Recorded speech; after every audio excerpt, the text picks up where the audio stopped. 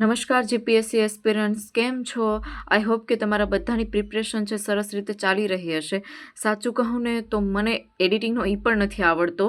Try ઘણી કરી પણ પછી હું પણ તૈયારી કરું છું એટલે બહુ વાર લાગે છે. મને પણ પસંદ નથી આવી રીતે શોર્ટ્સને મૂકવાનો. આમાં તો ના તમને કાંઈ ફાયદો થાય છે, ના હું તમને મારો એક્સપિરિયન્સ શેર કરી શકું. આ ચેનલ બનાવવાનો મારો મેઇન ઉદ્દેશ્ય બસ એ જ છે કે તમે પણ જો સેલ્ફ સ્ટડી કરી રહ્યા હોય તો જે મિસ્ટેક મેં કરેલી છે એનાથી તમે કંઈક શીખો. કારણ કે બધી જ ભૂલો તો આપણે જાતે ના કરી શકીએ અને બીજાની ભૂલોથી જ શીખી શકીએ. તો ચાલો સ્ટાર્ટ કરીએ આપણે કે જે સ્ટુડન્ટે પહેલાં જીસીઆરટી ને એનસીઆરટી ના કરી હોય તે પહેલાં કરી લે. કારણ કે આપણે નિશાળમાંથી સરખી રીતે ના ભણ્યા હોય અથવા તો ના ભણાવવામાં આવ્યો હોય, બે પણ કારણ હોઈ શકે. એટલે જીસીઆરટી ને એનસીઆરટી કરવી તો જરૂરી જ છે.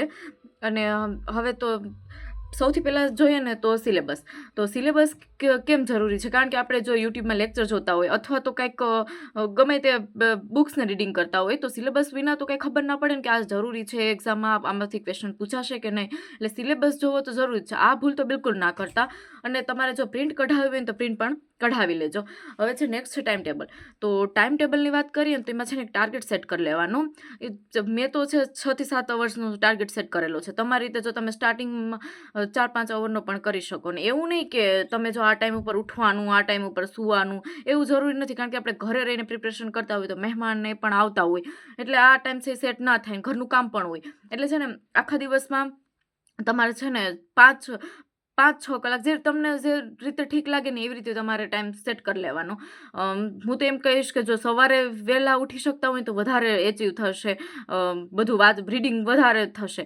અને જે રાતે મોડે સુધી જે જાગી શકતા હોય એ પણ સારું. જેમ ઠીક લાગે એમ તમને એવી રીતે તમે કરી લેજો. અને પછી છે કોન્સેપ્ટ ક્લેરિટી. તો આપણે એમ થાય કે કોન્સેપ્ટ ક્લેરિટી છે એ કેમ જરૂરી? કારણ કે કોન્સેપ્ટ ક્લિયરથી તો તમારું સિલેક્શન થશે.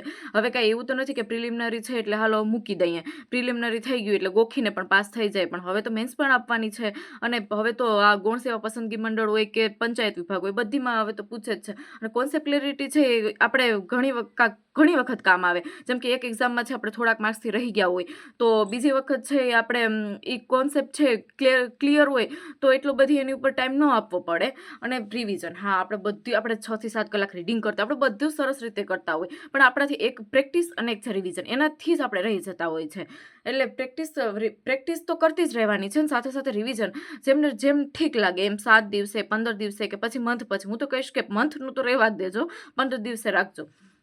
જેને યાદ રહી જતું હોય વધારે મંથ પછી રાખી શકે, એમાં કોઈ વાંધો નથી. હવે નોટ્સનું વાત કરું ને તો મેં એવા ઘણા સ્ટુડન્ટને જોયા છે. હું ખુદ પણ જ્યારે હું પ્રિપરેશન કરતી હતી ને ત્યારે હું નોટ્સનું એટલું બધું ધ્યાન નહોતી આપતી. લેક્ચર જોવાનું બસ એવી રીતે તો એટલું નહીં થાય. નોટ્સ તો જરૂરી જ છે, નોટ્સ તો બનાવવી જ પડે તમારે.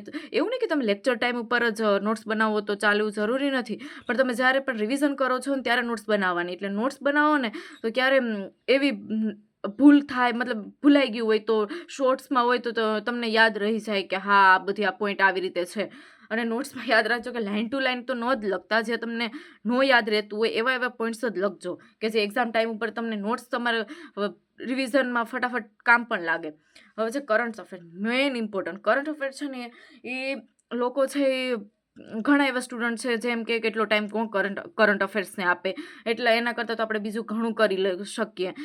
પણ એવું નથી. કરંટ અફેર્સ માટે તો તમારે ડેઇલી, વીકલી તો નહીં જ કરવાનું, ડેઇલી કરવાનું. પ્લસ તો નોટ્સ તો બનાવી જ રાખવાની છે કરંટ અફેરની. કરંટ અફેર વિશે હું તમને વાત કરું ને તો કરંટ અફેર્સમાં છે ને કોઈ પણ જેમ કે હિન્દુ છે એવી રીતે લેક્ચર આવતા જ ધ હિન્દુ નામ દ્રષ્ટિ આઈએસમાં હું તો એનું જ કરું છું વધારે પડતું તો. અને બીજા જે આપણે ગુજરાતી લેંગ્વેજમાં જે આવતા હોય છે સારી એકેડેમીના લેક્ચર પણ આવે છે એ જોઈ લેવાનું. અને જ્યારે તમને પીડીએફ આપવામાં આવે છે ત્યારે મેં નોટ્સ બનાવી લેવાની. કારણ કે અમુક વિદ્યાર્થી છે એવું પણ કરે કે પીડીએફનો કેટલા બધી પીડીએફ ફોનમાં હોય પણ જોવાનો પણ ટાઈમ ન હોય, ના તો જોઈ હોય તો રિવિઝન કરવાનો ટાઈમ ન હોય. એટલે હું તો એમ જ કહે કે થોડા ટાઈમે છે ને રિવિઝન કરી નોટ્સ તો બનાવી જ લેવાની. અને મોક ટેસ્ટ અને પીવાયક્યુએસ એ પણ ખૂબ જ જરૂરી છે. મોક ટેસ્ટ છે આપવાની તો તમને ત્યાં એન્ડ ટાઈમ ઉપર જ્યારે તમે એક્ઝામ હોલમાં બેઠા હોય ત્યારે તો એ મોક ટેસ્ટ અને પીવાયક્યુએસ આપેલું હોય તો જ ત્યારે તમને ગભરાહટ ન થાય અને સરસ રીતે તમે ડિસિઝન પણ લઈ શકો. હવે જોઈએ તો કે શું નથી કરવાનું આપણે, તો કે ઘણા એવા સ્ટુડન્ટ મતલબ એસ્પિરન્ટ છે તો કેટલી બધી બુકોના છે થપ્પા કરી લે છે અને પછી એમાંથી રીડિંગ તો નથી જ કરતા એટલું બધી. એટલે હું તો એટલું સજેસ્ટ કરીશ કે વધારે પડતા છે ને બુક ફોલો નહીં કરવી. તમને જેમ 3-4 એક સબ્જેક્ટની જેટલી તમને ઠીક લાગે ને એવી રીતે કરી લેજો.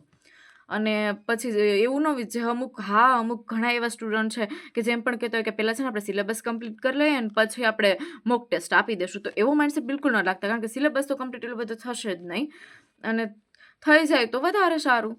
હવે રિઝનિંગ અને મેથ્સ ઉપર આવીએ તો રિઝનિંગ અને મેથ્સ છે ને આપણે સ્કીપ તો બિલકુલ નથી કરવાનું. જેને ન ફાવતું હોય તો એને ઓછો ટાઈમ આપવાનો. રિઝનિંગ તો ફાવતું જ હશે, ચાલો મેથ્સનું આપણે ખબર પડે કે જે સાયન્સ બેકગ્રાઉન્ડથી આવતા હોય કે આર્ટ્સ બેકગ્રાઉન્ડથી આવતા હોય અને એટલું બધું છે એ મેથ્સ ન ફાવતું હોય, પણ રિઝનિંગ તો આવડી જ જતું હોય છે.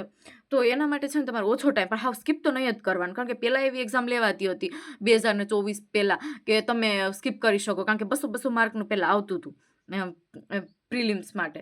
પણ હવે તો એવું કાંઈક છે નહીં, એટલે તમારે સ્કીપ ના કરી શકો. થોડો ઓછો ટાઈમ આપવાનો પણ સ્કીપ નહીં કરવાનું. હું તમને આગળ બધું મારો જે એક્સપિરિયન્સ છે શેર કરીશ, બધું અલગથી એક નવો વિડીયો મૂકીશ. તો આ લેક્ચર છે અહીંયા સુધી રાખીએ. જય હિન્દ, જય ભારત.